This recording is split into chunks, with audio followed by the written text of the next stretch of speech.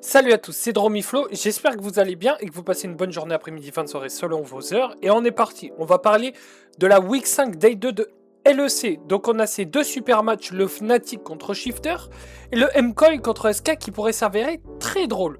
Donc on est parti pour ce premier match, le Fnatic Shifter, et on est parti pour débriefer la draft numéro 1, let's go. Et la première draft, c'est une win de Fnatic, mais on va voir qu'est-ce qu'ils ont piqué et leurs priorités. Ban Nautilus Orianna Jace pour les Fnatic, pour les Shifters on va ban Ezreal, Vi, Cassio. First pick Lucian pour les Fnatic, aussi étonnant soit-il, pas de Victor, pas de Syndra, Lucian. Ok, why not.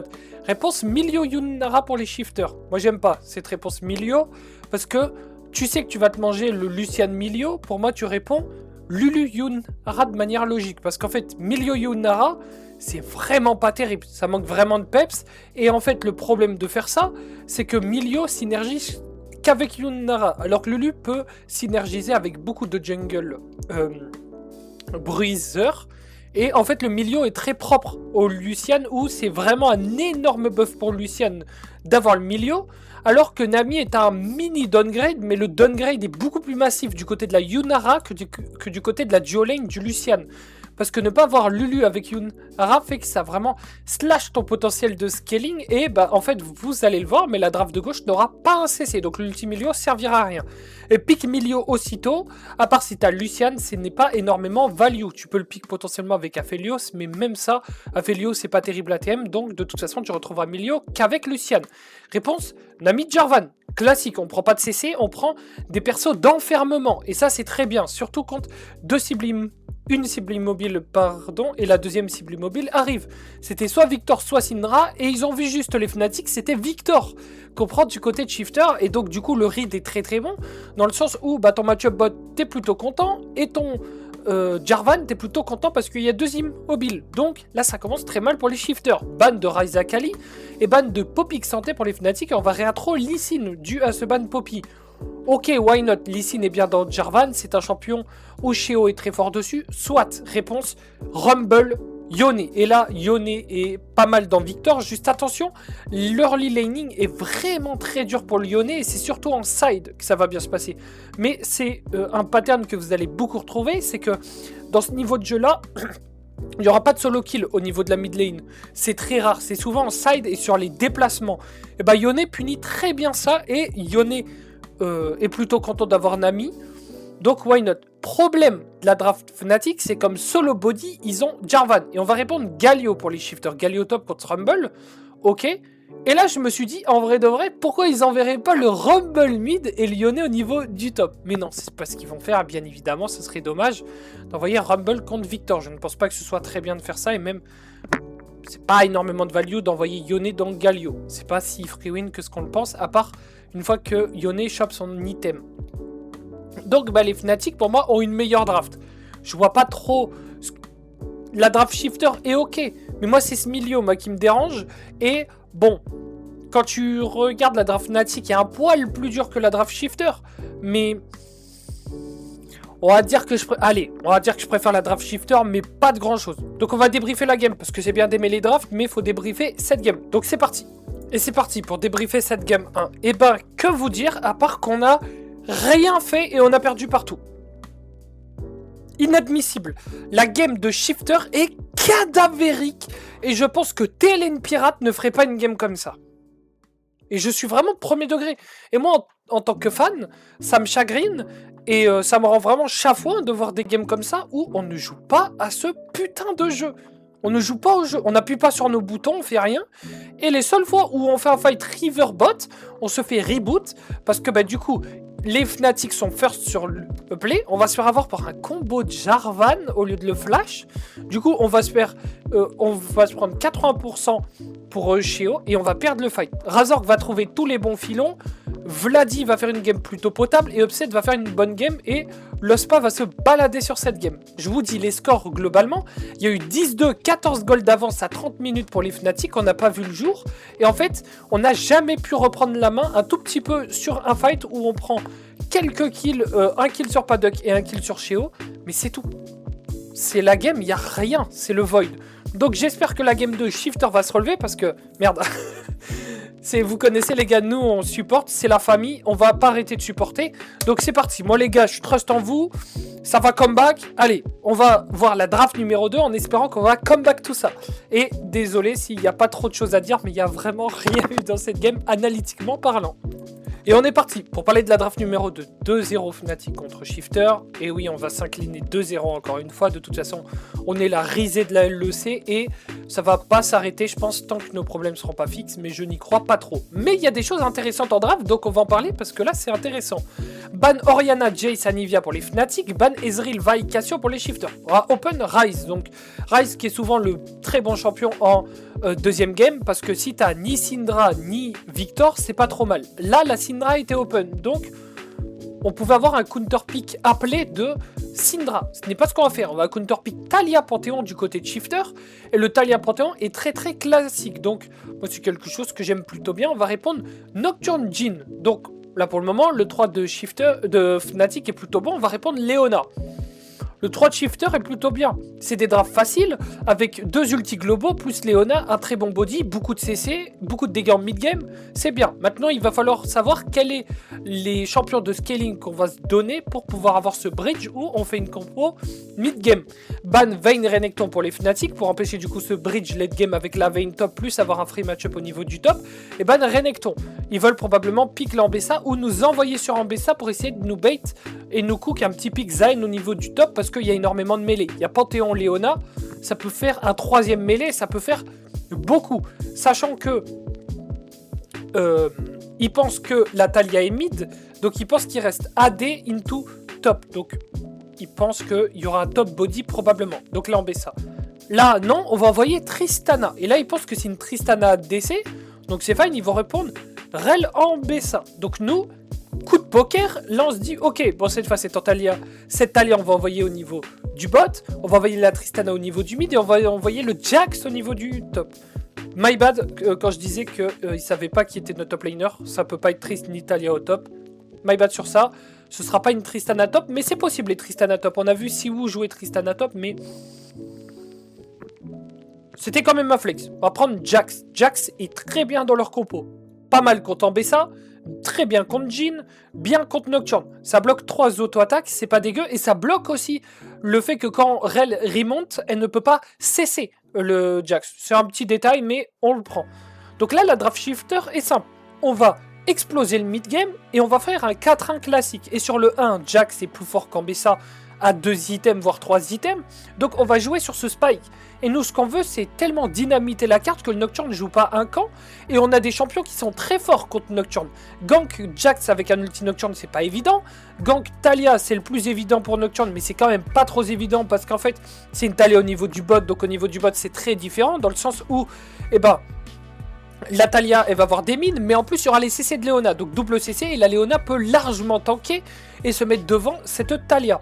Et au mid, on aura Tristana qui peut jump out. Donc, c'est pas évident la game du Nocturne et la game de Razork qui est pas très évidente. Donc on va la débriefer. Est-ce que Razork va pouvoir trouver les clés? S'ils ont 2-0, c'est qu'il a probablement trouvé les clés, mais on ne sait pas. On peut avoir des surprises dans cette game. Donc c'est parti pour le débriefing numéro 2 de la game entre Shifter et Fnatic. Et donc c'est parti pour débriefer cette game 2, le Fnatic contre Shifter. Et ben, aussi étonnant soit-il, en early game on va passer 3000 gold d'avance, 3200 gold d'avance pour être plus précis. Et bah Roster va faire une bonne game de Jax, mais Nuke va faire une très bonne game de Tristana. Franchement, il clique très fort Nuke sur cette Tristana, et je trouve ça un peu dommage parce que moi je pense que Tristana mid est pas du tout un mauvais pick, et je pense qu'elle aurait dû être pick bien avant en LEC. Je pense que le fait d'envoyer un mage bot et un ADC mid est mieux qu'un mage mid et un ADC bot, et je pense qu'on permute pas assez sur ce genre de choses parce que là, on l'a vu, mais la Tristana a mis énormément de pression dans cette game-là. Donc Tristana au mid, voire Corki mid, je pense que ça devrait revenir. Parce que c'est des champions qui automatiquement te donnent la prio dû à leur kit surpuissant. Et ben, le match bot fait que le support peut décaler au niveau du mid et peut aider la décarry à crash. Et souvent, bah, Tristana, t'as automatiquement le push. Pareil avec Corki. Donc tu peux jouer des deep invade. Et bah, le pick Tristana est naturellement safe comme Corki aussi. Ça fait énormément de tools pour ces champions. Et ben en fait, Razor qui va rater son premier ult, son deuxième ult, et avec Nocturne, quand tu rates tes 2 premiers ultis, généralement la game, t'as très peu de chances de la gagner. Mais c'est sans compter Shifter qui vont se donner sur des Vrays 2 fois de suite. On va passer de 3000 gold d'avance à 3500 gold de retard. On a donné 6500 pépettes pour essayer la première fois de prendre le camp de Vrays, on est tous morts. La deuxième fois, on est tous morts. On joue au mid, on est tous morts, 5k gold, on passe derrière.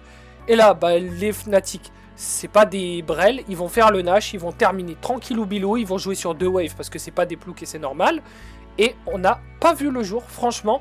Mais moi, je tiens à applaudir, super game de Nuke, super game de Rooster, Sheo et Paddock, gros coup de gueule. Là, franchement, je vais le dire, le roster shifter, faut faire table rase, il faut tout raser, il n'y a plus rien sur cette section LOL. Et au moment où je vous parle, Nuke a annoncé son retrait de la compétition League of Legends pendant un temps indéterminé où il souhaite se reposer, voire streamer un peu plus et se poser.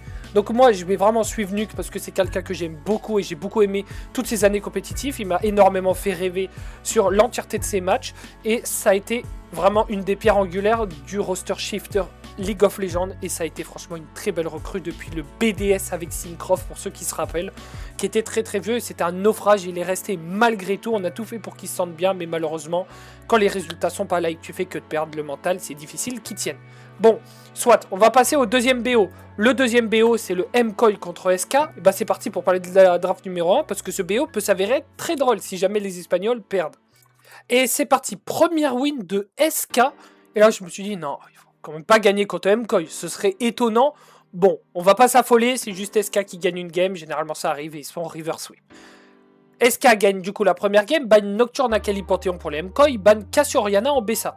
First pick Vi pour les MCOI, c'est bien, le first pick Vi, je pense pour Elioya, ou pour les équipes comme MCOI qui ont un peu une pseudo-ADN européen-chinois, où bah, ça joue très early, ça fait beaucoup de skirmish et ça se bat. J'aime bien. Réponse Victor Jarvan pour les SK, et là on va répondre Ryze Jace.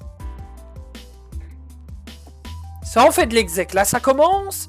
Ryze déjà en termes d'exec c'est pas évident mais c'est un OP donc c'est pas gênant. Et Jace c'est un OP mais ça commence à faire de l'exec là. Mais bon, soit, why not. Réponse Rumble, bon. J'aime pas trop moi la réponse Rumble à Jace, je pense pas que ce soit une réponse à Jace, mais soit. Je pense qu'ils se sont foutus de la gueule de Mirwin quand ils l'ont vu pick Jace, je pense. Mais après, ce n'est que de la spéculation, prenez pas ce que je dis pour argent comptant, ça vient de mon avis personnel là-dessus. Ban Xayah Ezreal pour les MCOI et ban Kai'Sa Lucian pour les SK. On va reopen Jhin. Bon, c'est une très bonne draft pour les SK, t'as Exodia, t'as 4 Exodia. Réponse Kalista Renata. Et là, j'aime bien, une draft où on veut se battre. Moi, le seul truc où je trouve un peu dommage, c'est qu'au niveau du mid, j'aurais bien un perso qui se bat un peu plus que Ryze, mais quand tu regardes, il y a quoi de disponible? Est-ce qu'on prend Syndra? Moi, je pense que Syndra pour se battre est mieux que Ryze. Mais bon, t'as Ryze, t'as des ultis globaux, etc. Donc, c'est pas trop mal. Mais je pense encore une fois que Lissandra est vraiment très sous-cotée dans ce LEC. Mais il voulait une source solo AP. Donc, tu peux pas envoyer Lissandra solo AP. Ça n'existe pas. Donc, au lieu de Ryze, moi, j'aurais préféré Syndra. Mais soit, pourquoi pas, Ryze, parce que tu peux jouer un 4-1, et contre Victor, le 4-1, si t'es le 1 au niveau du side top et que t'es Ryze contre Victor, tu vas gagner. Le Victor, en fait, le problème, c'est que oui, il peut dépush les waves, mais au bout du premier EZ que tu lui mets, il est lock et c'est terminé. Il est obligé de flash out à partir du moment où t'as 3 items. Bref, à part si le Victor prend un lead. Réponse Kalista Renata, et là j'aime bien, ça veut se battre, et réponse Bard. La réponse Bard, je la trouve un peu maigrichonne, mais Jace est un immobile, Ryze est un immobile, Bard c'est bien contre Vi, tu peux potentiellement faire en sorte que peut-être ulti la Kalista, mais j'y crois pas des masses, donc ils veulent jouer true mid. Ok, pourquoi pas? Et ben on va voir, est-ce qu'ils vont réussir à faire ce plan de jeu, oui ou non? Allez c'est parti, débriefing de la game 1, SK contre MCOI, let's go. Et on est parti pour débriefer cette game 1 entre les SK et les MCOI. Et ben en vrai les MCOI ils font un early game, hein. Ça joue bien, 1, 2, 3 k gold d'avance.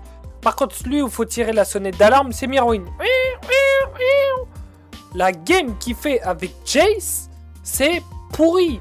Et encore une fois, bon moi je suis un hater de Jace. Pour moi, en LEC, bas de tableau, à part Kana, arrêtez de pick Jace top.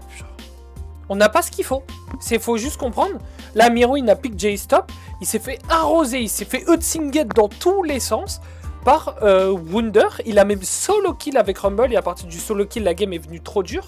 Mais je trouve en soi que Elioya fait un plutôt bon early game, mais après en fait, à partir du moment où il y a eu ce fight mid lane où les MKOI font n'importe quoi, les sorts sont jetés dans tous les sens, mais je vais quand même revenir un peu avant ça où... Bah en fait, les MKOI vont prendre un avantage, vont le donner, vont prendre le donner, mais en fait ton Jace il se fait massacrer, donc si tu fais ça, bah en fait ce sera toujours à l'avantage de SK, parce qu'en fait la Kalista au bout d'un moment elle va s'épuiser. Le Victor va commencer à scale, le Jhin va scale, le Rumble va scale, et bah au bout d'un moment Bard ça a des carillons, Bard ça bouge, et Mickey fait une game de Bard, oh là là mon gars t'as rarement vu ça, il a été bon, j'abuse un peu, j'abuse un peu. Il a fait une bonne game de Bard, il a fait une bonne game comme Fléchy fait des bonnes games, tu vois, c'est une bonne game de Bard à la Fléchy. Il trouve les bons filons, il joue bien, en vrai il joue quand même mieux que Fléchy quand il fait des bonnes games de Bard, mais il a vraiment fait une sale game de Bard, il trouve les opportunités, en early il se fait pas mal catch, et là je me suis fait, oh aïe aïe aïe Mickey, qu'est-ce que tu nous fais? Mais après, c'était parfait. Et les SK, ils vont gagner ce fight mid, ils vont faire le Nashor, et là, 5k gold d'avance. C'est pas comme MKOI, là, ils accélèrent. Oh, tac, tac, tac, ça part vitesse 2. Ils démolissent les MKOI, et ils passent la deuxième, et ils passent en 1-0, 9k gold d'avance à 29 minutes. Ils terminent cette game. 1-0 pour les SK. Et là, ce serait de se dire, est-ce que les KOI seraient pas tiltés? À voir, parce que Soupa fait vraiment une bonne game de Kalista en early, mais le problème c'est qu'au bout d'un moment, bah, son champion pass out et il ne peut plus rien faire. Donc c'est parti pour voir la draft numéro 2 entre MKOI et SK. Est-ce que SK va pouvoir gagner et faire en sorte qu'on est tous morts de rire après cette lose de MKOI? On sait pas, et ben on va voir ça tout de suite. Et MKOI va perdre 2-0 contre SK. MKOI perd 2-0 contre SK, gros. Et c'est probablement la fin de la course au playoff. Je crois qu'ils ont 0,1% de chance de se qualifier. Non, ils ont 20%, pardon. Ils ont 20%. Donc, probablement, MKOI fait même pas les playoffs. Mais déjà, c'est sûr. Ils font pas le roadshow qu'ils ont organisé. Et ça, c'est marrant. Bon, allez, on va parler de la draft. C'est pas super cool pour eux. Donc, c'est parti. SK va ban Nocturne Akali pour Théon. Ban de Cassio Ryana Keisa pour les MKOI. On va first pick Syndra pour les SK. Bah oui, Syndra est open. On est sur une game 3, faut pas se foutre de la gueule du monde. C'est un super pick. Réponse Ezreal Lee Sin. Et là, MKOI, ils veulent en finir très tôt dans cette game. Donc, ok. Pick de H Séraphine. Réponse Nautilus. Ok. Ban Xinzao Wukong et ban Vayne Ambessa pour les SK. Moi, ce que je disais pour le moment, c'est que je préfère la draft SK. Pourquoi? Beaucoup de CC. Le problème, il manque des bodies. Donc là, les bodies, on va les avoir après. Mais ça, on en parlera juste après. Pick de Sylas contre Syndra. Moi, j'aime pas ce pick de Sylas contre Syndra parce qu'en fait, le match-up en lane est pour Syndra. Mais Sylas est value parce qu'il a des bons ultis. Bon. Et là, on va augmenter la value du Sylas avec le pick Gnar, Skarner, Gnar. Et j'aime bien. Parce qu'en fait, Skarner est bien contre Sylas et très bien contre Lee Sin. Et pour moi, c'est aberrant qu'en draft, tu laisses Skarner open et tu préfères ban Xinzao. Genre, le Xinzao, il a quelle value, genre? Concrètement. Genre là, tu regardes la draft de droite, il a quelle value? Il va bloquer des Q d'Ezreal. Du coup, je ne comprends pas trop. Et même dans le match-up direct, bon ok, ça fait chier Lee Sin. Mais Skarner, ça te fait 2 fois plus chier, quoi. Tu peux rien faire contre Skarner. Il va de counter gank et t'es fini. Si Skarner se retrouve là où Lee Sin se retrouve, c'est fini. Et si Lee Sin ne peut pas mettre de pression en early, c'est fini. Donc là, c'est un peu échec et mat en draft. Il n'y a qu'au niveau du bot qui peuvent gagner. Et là, on va prendre Olaf pour Mirwin. Et si tu penses que Mirwin... En fait, avec la game d'avant là qui nous pond là, tu penses qu'il va nous V9 ça là avec Olaf? C'est un bon angle, c'est un très bon angle. Il est parfait le Olaf. Donc, on va pas critiquer ce pick Olaf parce qu'il est très bien le pick Olaf. Moi, c'est juste, je me dis, je pense pas que Mirwin est ce mec, mais t'es obligé de le faire parce que si ton top est incapable de jouer Olaf à ce niveau de jeu là, c'est dehors gros. Donc là, c'est vraiment le test ultime, je pense, pour savoir si Mirwin c'est dehors aussi, équipe. Et bah c'est parfait, on va commenter cette draft. Est-ce que les MKOI vont pouvoir potentiellement faire au moins se débattre? Et bah on va voir ça tout de suite. Pourquoi j'ai fait le 6-7? Je sais pas. Mais bref, on passe à la game. Et c'est parti pour débriefer la game 2 entre les MKOI et les SK. Et en fait les gars, les MKOI ils vont être en 9-0. Ils vont arracher les SK. Mais là vous allez me dire, mais Flo, ils ont perdu la game. 5k gold devant, 6k gold devant. Et après, Soupas P catch. Une fois, 2 fois, Et là, il drop déjà 1400 gold. Et ok, bon. Et après, Jojo Pyun, du coup, il voit ça. Moi, je pense, il tilt, il tente un AV2 au niveau du top, il prend le méga Gnar, il tente un nous play un peu chinois, il grid des waves. Il meurt aussi, Elioya par Asarescus. Il meurt aussi, Meruin est à côté. Il meurt aussi, mais il embarque une personne. Du coup, que font les SK? Baron Nashor. Et ils reviennent, even au gold. Et là, aïe aïe aïe, t'es là, t'as Lee Sin. Tu as la draft KSK, tu peux pas passer derrière parce que t'as le Olaf, t'as le Lee Sin et tout. Et t'as le Ezreal. Et là, je me suis dit, putain, ils vont quand même pas perdre sur ça. 5-6k gold d'avance. Et bah, ils vont faire un teamfight au Drake. Non, juste avant, ils vont faire... les SK vont essayer de push top, ils vont trop loin. Ils vont perdre 2 personnes. Bon, ils vont se reprendre. Ils vont faire un fight au niveau du Drake. Et là, SlowQ fait un super fight, je trouve. Même si SlowQ fait pas un beau BO. Mais tout le monde sur Twitter sont en train de nous dire, ouais, mais SlowQ... vous voyez, les gars, ça disait qu'il se faisait porter chez Cassé. Il est très bon. Non, il s'est pas bougé en ulti rise. Il fait des laning phase où il se fait solo kill par Jojo. C'était massacre à la tronçonneuse au mid. Il fait n'importe quoi, il va trop loin. Mais là, sur Spyto Drake, il joue très bien. Donc, pas grand chose à dire. Mais avant ça, il a fait une quantité d'erreurs monstrueuses en veux-tu, en voilà. C'était vraiment un jerrycan d'erreurs sans fin. Juste au moment du Drake, quand il faut et quand ça compte, il a très bien joué. Donc, il offre, entre guillemets, la win à son équipe parce qu'il fait un super fight. Mais... vous m'avez compris. Ils vont gagner 2-0. Et là, les Koi. On va faire un bilan global. Bon, les shifters, table rase, on vire tout le monde. On recommence de 0. J'en peux plus. Si on peut, on rebuild autour de roster et on fait quelque chose de potable. Il y a énormément de talents ERL. Si jamais ça vous intéresse que je fasse un short de tous les talents ERL dispo que j'aimerais voir chez Shifter potentiellement, ou même des roster building, ça peut être sympa, mais faites attention, c'est que de la spéculation, ce genre de truc. L'e-sport, ce n'est pas football manager. Bien évidemment, il y a des profils, il y a des trucs beaucoup plus deep que ça, que juste des bons joueurs. Bref, pour MKOI, c'est la fin pour leur roadshow. Moi, je pense que j'aurais quand même aimé les voir en playoff et les voir bounce back. Parce que quand même, c'est un de nos grands acteurs de la scène, même si on les aime pas. Enfin, pas on les aime pas, même s'il y a la rivalité, ils sont espagnols, c'est drôle. Moi, j'ai quand même envie de les voir jouer à un bon niveau de League of Legends. Juste, je veux pas les voir au World, ça me ferait très chier. Mais, moi, j'aimerais bien que MKOI se ressaisisse, qu'il se passe des choses, des petits changements. Mais pour moi, AD top, il faut changer. Urgence. Là, je tire la sonnette d'alarme. AD top, il faut changer d'urgence. Soupa... tout le temps, ça grid sur les mid-wave. Meruin, il gagne pas un match-up, il perd quasiment tout le temps. Et le ratio du nombre de match-up qu'il perd par rapport au match-up qu'il gagne est disproportionnel, donc il va falloir faire quelque chose pour les MKOI. À voir. Mais en tout cas, j'espère que vous aurez kiffé ce débrief. Passez une bonne journée, fin de soirée, ou même après-midi, selon vos heures. Je vous fais des gros bisous. Bon courage pour le taf, ça bouge pas. Tchou bye les gars, c'était Dromi.